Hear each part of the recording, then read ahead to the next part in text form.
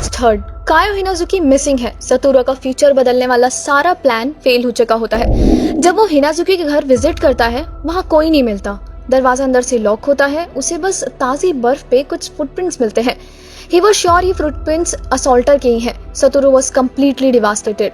वो 2 दिन स्कूल नहीं जाता क्योंकि उसकी मॉम टीवी न्यूज़ चैनल के लिए काम किया करती थी। इसलिए सतोरू को हिंट मिल जाता है कि एडल्ट्स कुछ तो छुपा रहे हैं। हिनाजुकी सिर्फ मिसिंग नहीं है, इससे ज़्यादा भी कुछ बुरा हुआ है। क्लास टीचर डिक्लेयर करते हैं कि हिनाजुकी अब से स्कूल नहीं आएगी क्योंकि वो अपनी ग्रैंडमा के वहाँ शिफ्ट हो गई है। सतोरू को सच पता होता है लेकिन वो शांत रहता है। मार्च 9 एक और बच्ची लापता होती है। हर नेम इज आया नकनीशी। वो दूसरे स्कूल से होती है लेकिन उसके स्कूल में भी सेम यही ग्रैंडमा वाली कहानी दोहराई जाती है। इन्हीं एब्सर्ड कहानियों की वजह से केन्या को डाउट हो जाता है। ही वाज लाइक कुछ तो गड़बड़ है, ये एडल्ट्स हमसे कुछ तो छुपा रहे हैं। Satoru who already knows everything, वो बस उसकी हाँ में हाँ मिलाता है। मार्च 13 सतोरू स्कूल जाते समय देखता है कि कायो की मॉम बाहर कचरे में कुछ फेंक रही है। उसकी मॉम के चेहरे पे एक डरावनी मुस्कान होती है। सतोरू उसकी इस हरकत से सरप्राइज नहीं होता।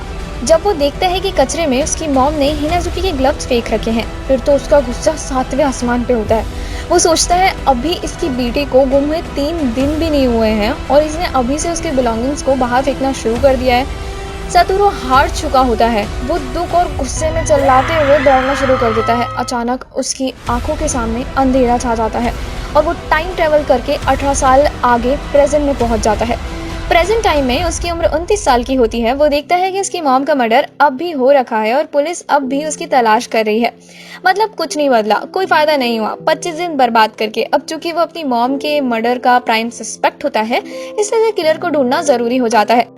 क्लू के नाम पे उसके पास बस एक पर्ची होती है जिसपे एक कॉन्टेक्ट नंबर होता है और उसे इतना पता होता है कि उसकी मॉम का फोन गायब है, यानी कि उसमें जरूर कोई इंपॉर्टेंट इन्फॉर्मेशन रही होगी।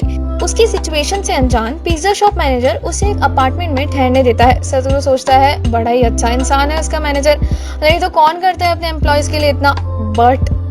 बट मैनेजर तो मैनेजर होते हैं भाई, वो तो पुलिस से मिला होता है। उसने तो बस सतोरू को कॉर्नर करने के लिए चाल चली होती है। सतोरू को जैसे ही पता चलता है कि उसके मैनेजर ने उसे फंसाया है, वो पिछले दरवाजे से भाग जाता है और रास्ते में भागते समय वो अपने मैनेजर को खूब सारी गालें दे रहा होता है। अभी 2 मिनट पहले वो अपने मैनेजर की तारीफ करते थकता नहीं था। लाइफ बहुत अनप्रेडिक्टेबल है भाई। लेकिन पिक्चर में तभी एंट्री होती है आयरी की। हाँ जी, वही लड़की जिसकी शादी सचिको सतोरू से करवाने के सपने देख रही थी। तो आयरी मस्त बाइक लाइट के सामने खड़ी होके बिल्कुल बैडेस्ट लुक दे रही होती है, like I am your saviour. ये लड़की होती है टोटली ट्रस्टवर्दी बंदी। आयरी सतोरू को अपने घर ले आती है। सतोरू उससे पूछता है तुम मुझ पे ट्रस्ट कैसे कर सकती हो। आयरी का जवाब होता है मुझे अच्छी तरह विश्वास है कि तुम अपनी मॉम का खून नहीं कर सकते, आई ट्रस्ट यू। इतना कह के वो उसे एक मैगजीन थमाते हुए वहां से चली जाती है जिसमें 18 साल पुराने केस की डिटेल्स होती है। सतोरू जब केस फाइल्स को पढ़ता है वो सरप्राइज हो जाता है क्योंकि कायो हिनाजुकी की एज 11 साल बताई गई होती है, जबकि फर्स्ट हैपनिंग में वो 10 साल की होती है। सतोरू को समझ आ गया होता है कि उसके पास में जाने से फ्यूचर में बदलाव किए जा सकते हैं और वो सोचता है अगर उसे बस एक बार और मौका मिल जाए तो इस बार वो पक्का सब ठीक कर देगा।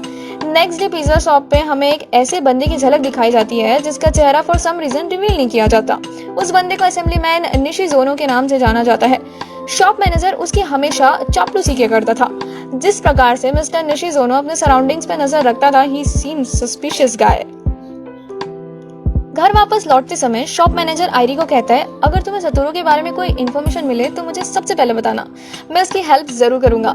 उसकी इन हरकतों से एक बात तो बिल्कुल समझ आ रही होती है, वो ये है कि मैनेजर आयरी को पसंद करता है। वही सतोरू जोरों शोरों से अपनी इन्वेस्टिगेशन में लगा होता है। काफी खोजबीन करने के बाद उसे कुछ सॉलिड इंटेल्स मिल ही जाती है, जैसे कि पिछले कुछ सालों में और भी एब्डक्शन केसेस हुए हैं 18 साल पहले वाले केस की ही तरह।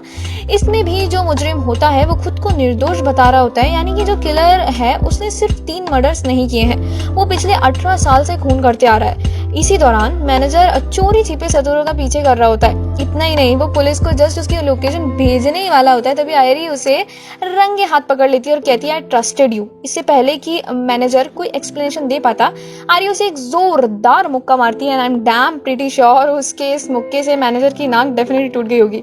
आयरी अपने मैनेजर से कहती है अगर तुम हेल्प नहीं कर सकते तो बस चुप रहो। अब चूंकि मैनेजर पे भरोसा नहीं किया जा सकता, इसलिए आयरी और सतोरू एक ब्रिज के नीचे मिलते हैं। सतोरू आस्क हर, तुम्हें मुझ पे इतना विश्वास कैसे है? आयरी का जवाब होता है, सवाल ये नहीं कि मैं तुम पे विश्वास कैसे कर सकती हूँ, बात ये है कि मैं तुम पे बिलीव करना चाहती हूँ। जब मैं छोटी सी बच्ची थी तब मेरे पिताजी पे चोरी का इल्ज़ाम लगा था, जो कि उन्होंने नहीं की थी। उस दौरान उन पे किसी ने विश्वास नहीं किया, मॉम ने भी नहीं किया। इवेंचुअली उन्होंने डाइवर्स ले लिया और कहीं दूर चले गए। इसलिए मैं खुद की भलाई के लिए तुम पे बिलीव करना चाहती हूँ। इस मोनोलॉग के बाद आयरी अपने घर पे जाती है ताकि वो उसके लिए कुछ कपड़े अरेंज कर सके। उसे सचिको के फोन से मैसेज आता है, वहीं रहना जहाँ तुम हो। मैसेज के नीचे लिखा होता है, फ्रॉम सतोरू फुजिनामा। आयरी समझ जाती है ये किलर की चाल है, क्योंकि सचिको का फोन तो सतोरू के पास ही नहीं है। And she was right. Next moment एक जोरदार धमाका होता है और आयरी आग के चपेट में आ जाती है। लकीली सतोरू मौके पे आके उसे बचा लेता है। आयरी अपना फोन सतोरू के जेब में डाल देती है। मीन टाइम मैनेजर भी पता नहीं कहाँ से वहाँ आ जाता है और वो आयरी को बचाने का सारा क्रेडिट ले लेता है। पता नहीं मैनेजर को क्या लगता है, जैसे क्रेडिट मिलने से बंदी बढ़ जाएगी। एनीवे, सतोरू को एक बात समझ आ गई होती है, वो ये कि किलर उनके बहुत करीब है, तभी तो उसे आयरी का घर और मोबाइल नंबर सब पता होता है।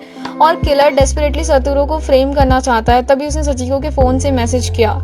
फिर आखिरकार सतोरू पर्ची पे लिखे फोन नंबर पे कॉल करता है। जब वो कॉल उठाने वाले बंदे को अपना इंट्रोडक्शन देता है, वहां से रिप्लाई आता है, हाँ मैं तुम्हारे कॉल का ही इंतजार कर रहा था, let's meet in the public place.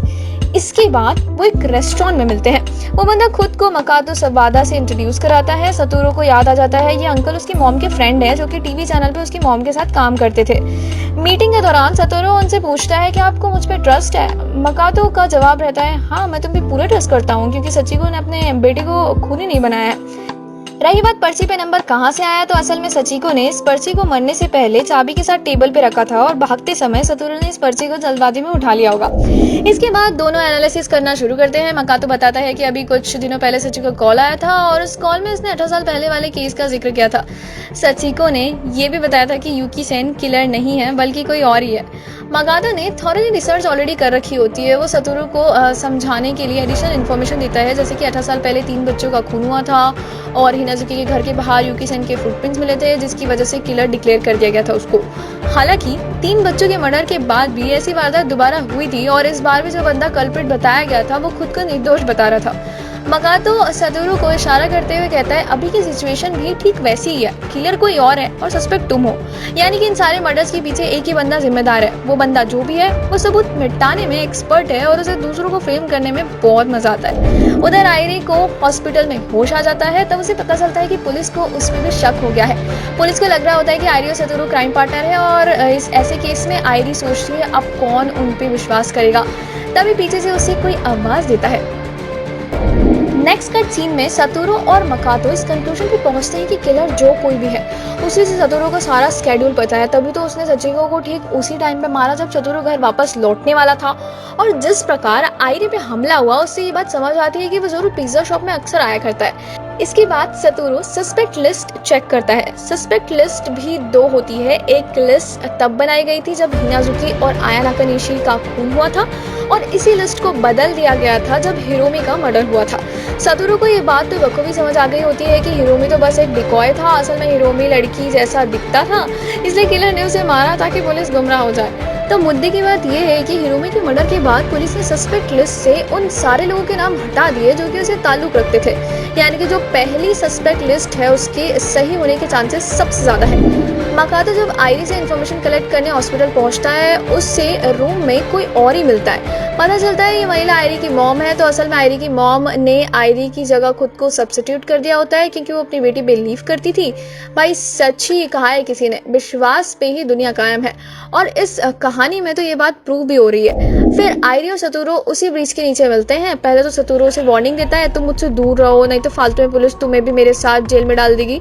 Well आयरी कहाँ मानने वाली थी, इतना रिस्क तो ऑलरेडी ले चुकी थी, अब तो पुलिस को घंटा उस पर विश्वास नहीं होगा।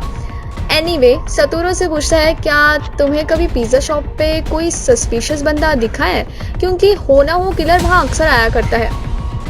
आयरी का सीधा शक असेंबलीमैन निशिज़ोनो पे जाता है, वही बंदा जिसका आधा चेहरा ही दिखाया गया है। सतोरू जब सस्पेक्ट लिस्ट चेक करता है तो उसे निशिज़ोनो नाम का कोई नहीं मिलता। अभी इनकी बातचीत चल ही रही होती है तभी वहाँ पुलिस आ जाती है। उन्होंने आयरी को फॉलो किया था। सतोरू अरेस्ट कर लिया जाता है और आयरी रोते हुए चिल्ला चिल्ला के बोल रही होती है, तुम लोगों ने गलत इंसान को पकड़ लिया है, सतोरू कभी ऐसा नहीं कर सकता। वो बहुत ज़्यादा रो रही होती है और सतोरू बस एक ही बात सोच रहा होता है ऐसे मौके पे कौन सा हीरो टाइप डायलॉग मारा जाए ताकि आयरी को थोड़ी तसल्ली मिल सके। तो वह एकदम धांसू अंदाज में बोलता है, डोंट वरी, मैं हार नहीं मानूंगा क्योंकि मुझ पे बिलीव करने वाली तुम एग्जिस्ट करती हो। I am glad I trusted you.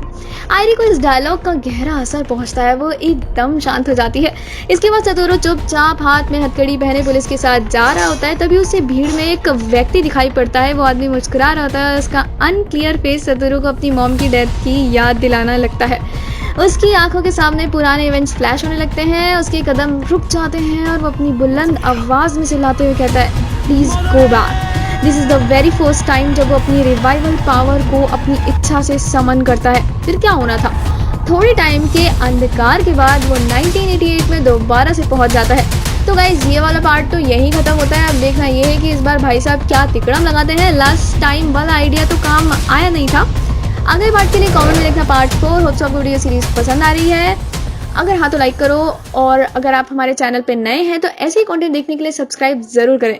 हम लोग बहुत जल्द मिलेंगे, तब तक के लिए be otaku be nut and thank you so much guys.